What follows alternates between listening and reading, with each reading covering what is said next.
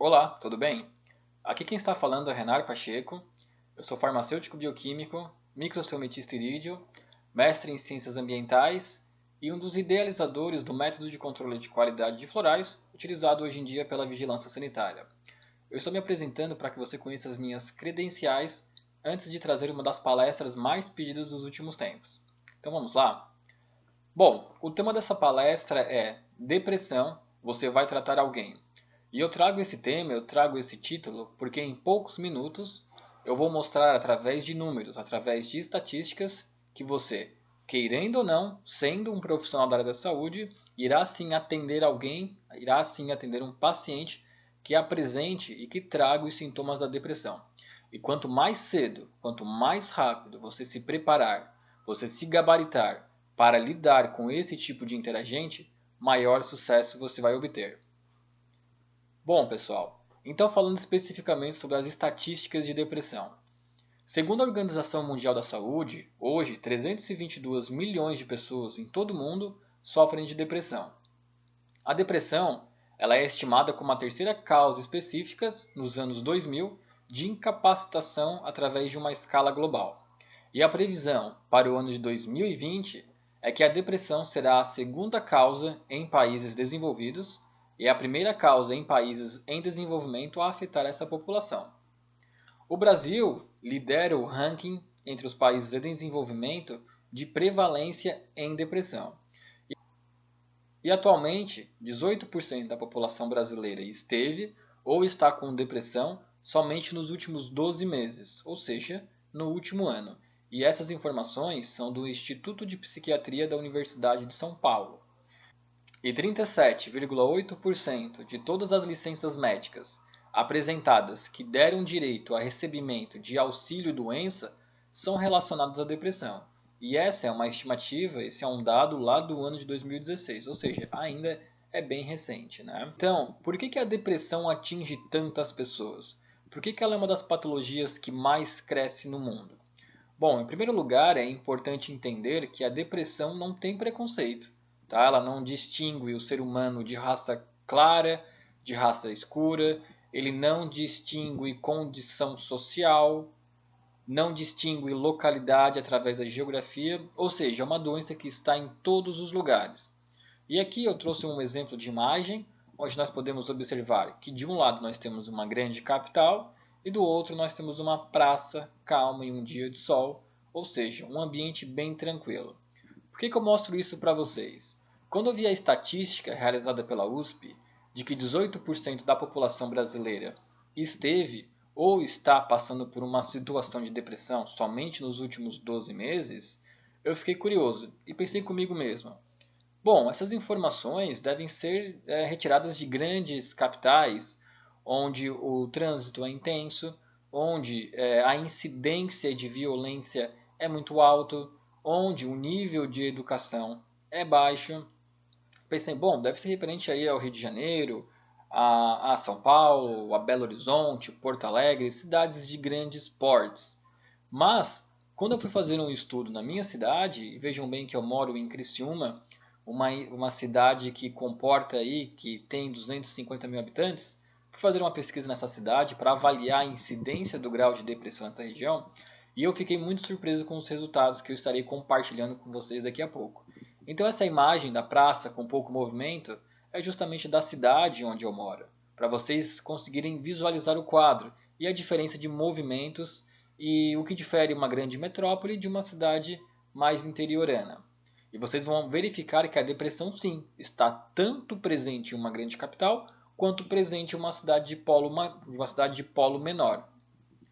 Bom, e eu realizei esse estudo em uma policlínica no bairro Rio Maina, aqui em Criciúma. A foto que eu trago aí na tela de vocês é uma foto da frente da fachada dessa policlínica do Rio Maina, onde eu realizei esse meu estudo no ano de 2015. Vocês vão acompanhar agora na tela de vocês alguns relatórios de materiais de medicamentos dispensados pela farmácia da Policlínica do bairro Rio Maina. Verifiquem que nesse quadrado vermelho aqui, ó, nós estamos visualizando a data, 4 de 11 de 2015. E esse retângulo abaixo vermelho aqui, nós vamos acompanhar a classe do medicamento dispensada para a depressão. Vocês podem estar acompanhando aqui então a fluoxetina 20 mg, que é um inibidor da recaptação de serotonina, um dos fármacos antidepressivos mais famosos que nós encontramos por aí. Nós temos aqui também a amitriptilina de 25 mg, na mesma data, né, 4 de novembro de 2015. E eu peguei todos os medicamentos, todos os fármacos que eram então dispensados para o tratamento de depressão e os coloquei em uma planilha para avaliar a quantidade de medicamento dispensado vezes população daquela região. É que vocês podem acompanhar. Então, fluoxetina, imipramina, amitriptilina, diazepam, clorpropramazina, clonazepam e por aí vai. Né? E do lado ali, a quantidade de comprimidos dispensados. E vejam que interessante, porque a população do Rio Maina ela tem 6.500 habitantes, é um dos maiores bairros aqui de Criciúma, tá? E a quantidade de medicamentos antidepressivos divididos por habitantes chega na ordem de 15,1%. Então vejam que aquele número de 18% de população brasileira que esteve ou então que está em depressão no último ano não está longe da realidade de um bairro de menor expressão na cidade de Criciúma. Então nós aprendemos com isso que realmente a depressão ela está em todos os lugares. Ao mesmo tempo em que ela está em uma grande capital, ela está em um bairro do interior de Criciúma com pouco fluxo de trânsito, com índices de violência baixíssimos, com bom atendimento à saúde, mas que mesmo assim a população apresenta traços de depressão. Mas até agora nós apresentamos esses dados. Eu mostrei como nós temos uma sociedade doente, eu mostrei como essa patologia atinge todas as pessoas, mas agora a pergunta que eu trago para vocês é: o que é a depressão? Se vocês forem pesquisar sobre depressão, vocês vão ver que nós temos diversas definições, mas eu escolhi uma que dentro do nosso estudo, que dentro do viés Flor de Íris de saúde, nós identificamos bem o que é a depressão. Então a depressão ela é caracterizada pela perda ou diminuição de interesse e prazer pela vida, gerando então angústia e procrastinação, algumas vezes sem motivo evidente, sem motivos evidentes para os outros, é claro. Quando nós partimos aí para uma avaliação mais íntima, nós conseguimos sim identificar quais são os fatores que levam à depressão. E eu trouxe na imagem então duas fotos bem clássicas, né? Que é aquela história do copo meio vazio ou meio cheio, que tudo depende de ângulo de como você vê a situação. Vocês podem estar acompanhando aí a foto desse casal, porque muitos dos pacientes deprimidos, eles acabam que enxergam a vida, ou as situações, ou os entes queridos, ou a sua própria personalidade de um ângulo diferente. E vocês vão ver daqui a pouquinho que existem estudos que quando pedem para pacientes depressivos pensarem em si mesmos, eles acabam ativando regiões do cérebro relacionadas ao medo e à baixa capacidade de se gostar, né? De se amar, de se proteger.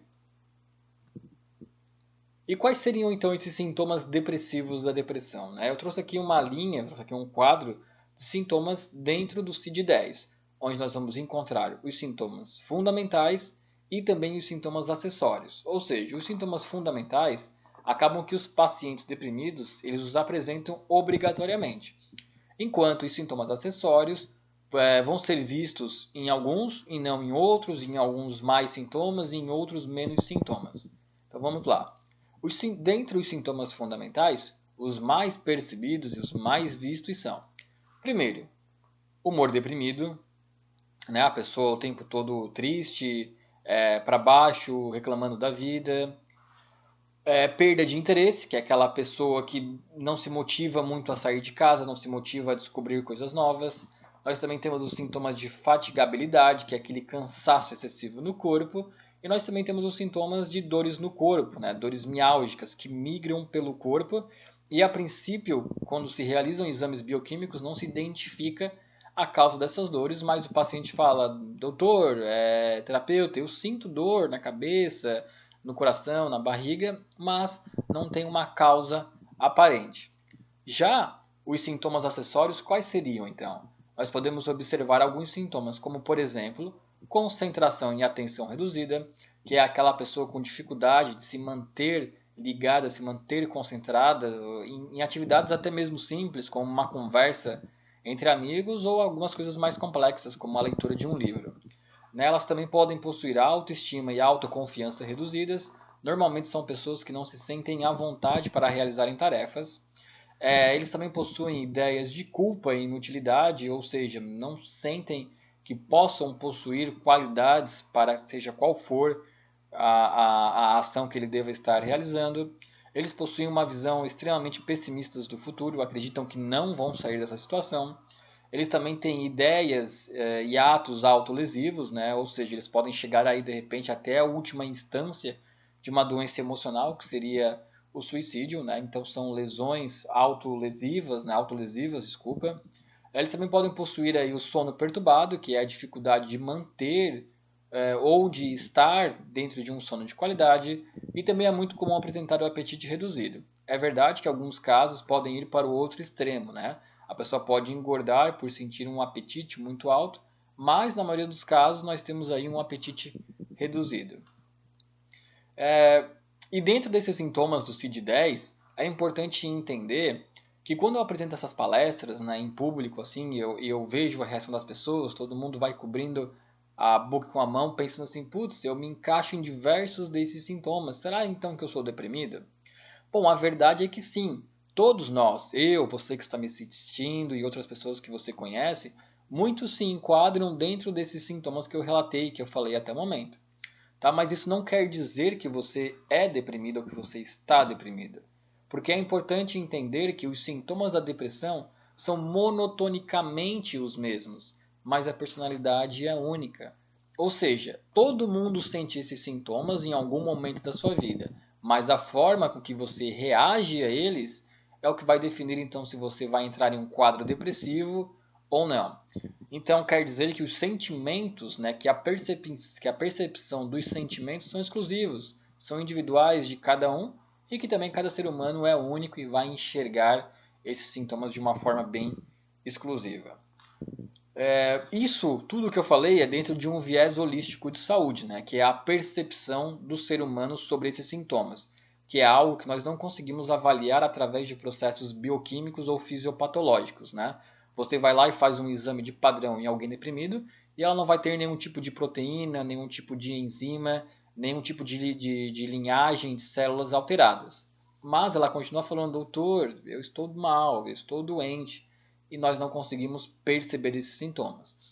Quando nós entramos dentro de um modelo biomédico de saúde, onde nós vamos realmente para a causa e efeito de patologias, para tentar identificar a depressão, nós podemos chegar aí a uma divisão clássica de depressão, que é uma divisão criada por mim, de 25% a 75%, né? Onde são dados, onde são estatísticas que eu tirei aí de diversos artigos científicos. Mas o que é isso, Renato? Ou o que são esses frascos aí na lateral da página se movimentando, né?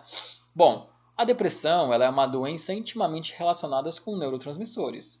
Nós podemos observar aí a dopamina, a serotonina, a oxitocina, a noradrenalina, o triptofano e por aí vai, né? São uma infinidade de neurotransmissores que nós podemos observar que eles estão desregulados em pessoas deprimidas.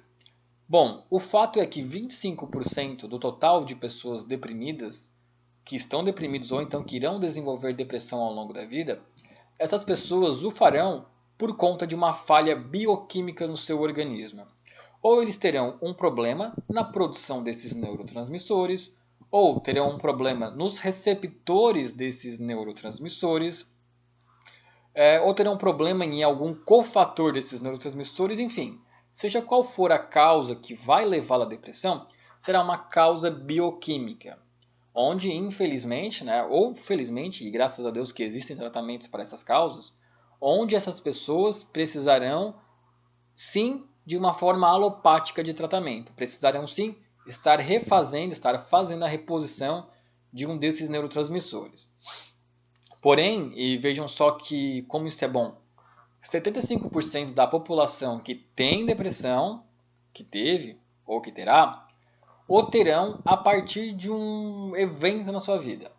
Ou seja, eles possuem o cérebro e o seu organismo funcionando perfeitamente. Tá? Não possuem problemas degenerativos ou falhas em receptores. Eles o terão a partir de um evento, a partir de um acontecimento na sua vida que vai ser o gatilho para essa depressão. Ou seja, vai acontecer um fato e ele não vai conseguir lidar com essa situação e lá na frente ele pode desenvolver essa depressão.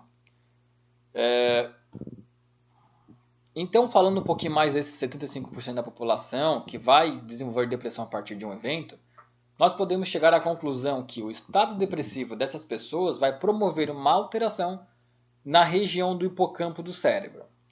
E quando pesquisadores que chegaram a essas conclusões pediram para essas pessoas deprimidas pensarem nelas mesmas, as primeiras partes do cérebro a serem ativadas foram aquelas relacionadas ao medo e à experiência com emoções negativas. Então vejam só que curioso, que esse ser, que esse indivíduo, a partir de um acontecimento que ele teve na sua vida, ele não conseguiu mais lidar com esse acontecimento e a partir daí passou a nutrir experiências com emoções negativas desse fato, desse ocorrido. Né? Então, a partir disso, ele vai lá e desenvolve a depressão. E esse modelo de depressão que se desenvolve então a partir de um trauma, a partir de um choque ao longo da vida da pessoa, nada mais é do que a epigenética. A epigenética, que é um conjunto de fatores que pode sim nos afetar ao longo da vida, nós começamos a desenvolver patologias a partir desses gatilhos. Então, de maneira bem simples, uma breve explicação sobre a epigenética. À medida que crescemos e construímos a nossa personalidade, nós somos atingidos por eventos que afetam profundamente nossa felicidade. E o poder depressivo de tais influências pode até mesmo remover a nossa capacidade de ser feliz. Então a epigenética é isso, né? A epigenética é pelo lado negativo, né? Que quando nós não conseguimos lidar com esses eventos estressores, nós podemos ir lá na frente e desenvolver a depressão. E a verdade é que, à medida que nós permanecemos em exposição a esses elementos estressores ao longo da vida, e que nós não conseguimos nos proteger e nos defender bem desses elementos estressores, nós tendemos a desenvolver patologias, tanto patologias físicas quanto patologias emocionais. E nós temos aí alguns exemplos, como o pânico, como a ansiedade, como a depressão, como a fadiga, como a diabetes, a hipertensão e por aí vai, tá? São dezenas de possíveis patologias. Então, quando a mente não sabe como lidar com esses elementos estressores, nós temos logo ali na frente, possivelmente, o desenvolvimento de outras patologias, como as patologias físicas. E é aí que nós temos o principal conceito da terapia flor de íris, onde nós verificamos que a manifestação de uma doença física é a consolidação de uma emoção desestabilizada. E a partir dessa emoção desestabilizada, nós podemos retroalimentar outras patologias, como no caso da depressão, onde verificamos que a depressão e as doenças clínicas quase sempre se retroalimentam, interagindo para criar uma situação deteriorante à saúde. Mas o que eu quero dizer com isso, né? É que normalmente pacientes deprimidos, eles conseguem piorar o quadro de todas as outras patologias. Ou então, muitas vezes essa depressão já é um reflexo dessa outra patologia. E é que vocês podem acompanhar e verificar a relação de depressão e morbidades clínicas, onde verificamos que 40% de pacientes com cardiopatias não controladas são depressivos. Observamos também que a presença de diabetes aumenta em 2 vezes o risco de depressão. 24% de pacientes com doenças renais possuem depressão. 50% de pacientes oncológicos possuem depressão. E 54% de pacientes com dores crônicas possuem depressão. Normalmente verificamos essas dores crônicas em pacientes fibromiálgicos, né, onde é muito comum a fibromialgia estar muito relacionada à depressão. Então vejam só que interessante esse mecanismo de retroalimentação, né, onde muitas pessoas passaram a desenvolver a depressão a partir de uma doença crônica, ou a depressão foi o gatilho para essa doença crônica. É importante entender essa retroalimentação, onde não adianta tratar a doença clínica sem tratar esse evento estressor que levou à depressão. E agora eu vou trazer para vocês formas de tratamentos para a depressão e mostrar que o tratamento alopático nem sempre é a forma mais eficaz de se buscar um tratamento. E isso tudo são dados estatísticos, ok? E a primeira coisa que nós devemos levar em conta no tratamento de depressão é a preferência do paciente no planejamento de tratamento para a depressão. Se foi o paciente que desejou a busca pelo tratamento, nós já temos aí um grande benefício, uma maior possibilidade de remissão de depressão. Aqui vocês podem observar que pacientes que preferiram medicação obtiveram um maior índice de remissão, 45,5%, se recebessem medicação ao invés da psicoterapia. Então vocês conseguiram entender que pacientes que preferiram a medicação alopática tiveram um índice de melhora de 45% ao invés dos pacientes que preferiram a psicoterapia, ou seja, um índice relativamente baixo até. Já pacientes que preferiram a psicoterapia obtiveram um maior índice de remissão, de 50%, se recebessem psicoterapia ao invés da medicação. Aí nós observamos a preferência do paciente no tratamento. E nós podemos observar que comparações entre psicoterapia e medicação alopática, medicação tradicional para tratar a depressão, não teve um índice tão eficaz quanto aqueles que preferiram a psicoterapia.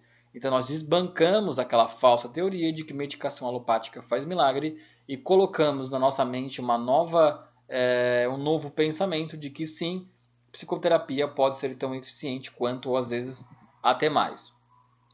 Um outro estudo muito importante é como a prática de exercício físico pode ser impactante no tratamento para a depressão. E aqui nós vamos observar os dados, onde mostramos que exercícios físicos aeróbicos e resistidos aliviam os sintomas da depressão e é muito útil no seu tratamento. E a proporção de remissão de depressão após tratamento por 4 meses foi de 43% para pacientes que utilizaram sertralina, um medicamento aí para tratamento de depressão, e 45% para pacientes com exercícios supervisionados. Novamente, nós temos aqui um dado que mostra que um tipo de tratamento não alopático teve uma remissão maior do que aquele quando comparado a esse tratamento alopático. E o curioso também é verificar que exercícios leves de relaxamento e flexibilidade não foram eficazes na remissão de depressão. Esses exercícios leves de relaxamento são aqueles considerados como yoga, alongamento, pilates. Não que eles não sejam de qualidade, tá? Muito pelo contrário, são sim indicados. Mas quando comparados com os exercícios resistidos e aeróbicos, que são os exercícios de musculação, ou aeróbico, como jump, pedalar, caminhada, não tiveram um resultado tão bom assim. Tá? Então é importante que esse paciente seja levado a uma musculação ou a um exercício de maior impacto. E agora vocês vão conhecer uma forma de tratamento muito eficaz, que é baseado na forma que o paciente vai lidar com aqueles eventos, com aqueles gatilhos estressores. Ou seja, é uma forma de tratamento que irá atuar na causa da depressão, fazendo com que o paciente confronte aquelas emoções negativas lá do passado e crie, a partir disso, um novo prisma e um novo entendimento daquela situação. A terapia Portal do Tempo ela é baseada na teoria junguiana, na teoria da experimentação e em modelos randomizados de tratamentos aplicados aí há mais de 10 anos. Então vamos acompanhar o que é a terapia Portal do Tempo. Ela é principalmente obtida a partir de uma flor, chamada flor Iris germanica L, que é o símbolo da terapia Portal do Tempo. A terapia Portal do Tempo é uma terapia 100% natural, obtida aí a partir da Iris germanica L, da Ornithogalum bellatum, um conjunto de 2 flores que trabalham com a estimulação de um importante neurotransmissor, que é a acetilcolina. É importante falar aqui que a acetilcolina ela ocorre em maior quantidade no córtex pré-frontal, que é uma região relacionada à capacidade de armazenamento de memórias e à capacidade de aprendizagem. Ou seja, quando nós aplicamos a terapia Portal do Tempo por completa, ou seja, que envolve aí o Floral Stock gotas, o Floral Stock gel e os sons de neuroacústica, o papel de todos esses produtos consiste em fazer uma releitura do organismo, retornando no tempo até o momento daquele trauma, para que o paciente, a partir daí, possa ter energia, vigor, disposição e conhecimento para reinterpretar aquele evento. A terapia Portal do Tempo é um conjunto de ações que nos faz sentir plenamente vivos, espontâneos, cheios de energia e prontos para enfrentar as mudanças, livres dos sentimentos do passado. Ela então é composta aí por essa essência gel, 18 gramas, que nós vamos aplicar tanto na região do timo e na região umbilical, Aqui é muito importante eu comentar com vocês um pouquinho sobre o que é a glândula timo, né? A glândula timo, que é uma importante glândula que nós temos quando nós nascemos e que ela vai se desenvolvendo até a fase adolescência, ali um pouquinho antes da fase adulta. A partir da fase adulta, ela começa realmente a diminuir de tamanho e diminuir a sua importância para o nosso organismo. O timo é responsável por produzir uma célula, uma linhagem de células sanguíneas, que são os linfócitos T. Esses linfócitos T são sempre relacionados à capacidade imunológica do nosso organismo. Quando nós adentramos a fase adulta, o timo para de produzir linfócitos T e começa a produzir uma nova proteína chamada timosina. A timosina vai ser então fundamental para ativar esses linfócitos T produzidos ao longo de toda a nossa primeira fase infância, segunda infância, pré-adolescência e adolescência. Então, do contrário de que muitas pessoas pensavam que o timo perdia função, há um pensamento equivocado. Ele não perde função, ele diminui a sua função. E se você quer um timo saudável, é importante que você faça sempre movimentos para estimulá-los. Por isso aí que é importante você aplicar o gel Portal do Tempo na região do timo, porque você vai estar dentro de um modelo biomédico de saúde estimulando a produção da timosina e dentro de um viés holístico de saúde você vai estar estimulando a produção de energia vital do nosso organismo. Quer ver só? Eu vou te trazer aqui um exemplo bem clássico, que é o exemplo do Tarzan. Eu já falei isso em outras aulas, mas eu vou repetir. Por que você acha que quando o Tarzan ia enfrentar aí um inimigo, um adversário, por que ele batia tão forte no peito? Né? É claro que o Tarzan não sabia o motivo disso. Ele só sabia que a sensação que causava nele era uma sensação de confiança, quando na verdade era o fato dele estar estimulando esse timo o tempo inteiro. Por isso aí que é muito importante você estar aplicando o gel Portal do Tempo. O gel Portal do Tempo ele também é aplicado, além, é claro, da região do timo, na região umbilical. E aqui fica uma importante lição. A região umbilical, né, a região das vísceras intestinais, são regiões irrigadas por receptores muscarínicos. Como o gel Portal do Tempo trabalha com a recaptação de um importante neurotransmissor, que é a acetilcolina, saiba que a acetilcolina ela tem uma maior capacidade de se ligar com receptores muscarínicos. Então, quando ocorre a aplicação do gel Portal do Tempo na região umbilical, não é por acaso que é ali nessa região do corpo, tá? Porque, novamente, dentro de um viés holístico, nós temos o retorno até a região do chakra zero, que é o chakra umbilical. Mas dentro de um viés biomédico, nós temos que ali é uma região onde nós vamos ter uma maior absorção do gel Portal do Tempo.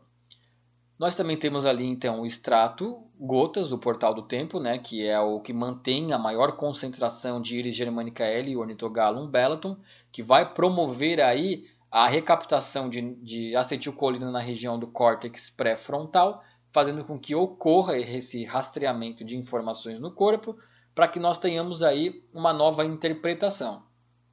E além disso, é claro que os sons de neuroacústica são fundamentais.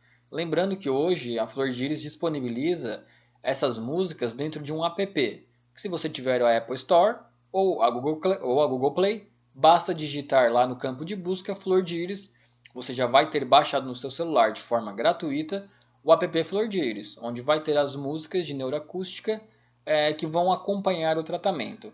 Os sons de neuroacústica são muito importantes porque eles ativam ondas cerebrais, que vão ajudar na consolidação de memórias. Pessoal, para finalizar a aula, eu vou deixar aqui para vocês acompanharem um pouquinho do que eu faço em laboratório. Tá? Eu desenvolvi um método de controle de qualidade de florais utilizado pela vigilância sanitária, que consiste na identificação de metabólitos secundários nas flores que originam os florais. Há muito tempo atrás, pensava-se que florais eram apenas soluções que continham a energia das flores. É bem verdade que eles ainda contêm as energias das flores, mas a Flor de Iris ela consegue mostrar, através de equipamentos biomédicos, que além de conservar essa energia passada aí do sol para a água e da água para o floral estoque, nós também contemos os metabólitos secundários dentro das flores. Tá? Aqui no canto direito da minha tela, vocês podem observar um gráfico de HPLC e esse tempo de retenção aqui, que é esse pico, identifica uma molécula, uma proteína chamada acetil-CoA. A acetil-CoA ela é precursora da acetilcolina. Nós podemos identificar a acetil-CoA dentro da parte fitoterápica da flor Ornithogalum bellaton e Iris germanica L. E nós conseguimos, através do processo de extração do nosso extrato original, manter alguns metabólitos secundários dessas flores junto da conservação da energia. Por que isso é importante, Renar? É importante sim nós atuarmos no nosso paciente dentro de um viés energético, que vai passar aquele fator positivo da flor. Mas como é que nós fazemos com que esse símbolo energético chegue até os neurônios ou chegue até o córtex pré-frontal? Isso vai acontecer através de um metabólito secundário. Esse metabólito secundário leva a molécula até lá e lá a energia acontece. E é por isso que a terapia portal do tempo tem um efeito tão rápido e tão eficiente. Pessoal, muito obrigado por vocês estarem assistindo essa palestra. Qualquer dúvida, entre em contato com o pessoal da Harmonia Vital, ou com o pessoal da Angels Life, ou com qualquer um dos nossos parceiros, e nós estaremos auxiliando você. Um grande abraço e até mais!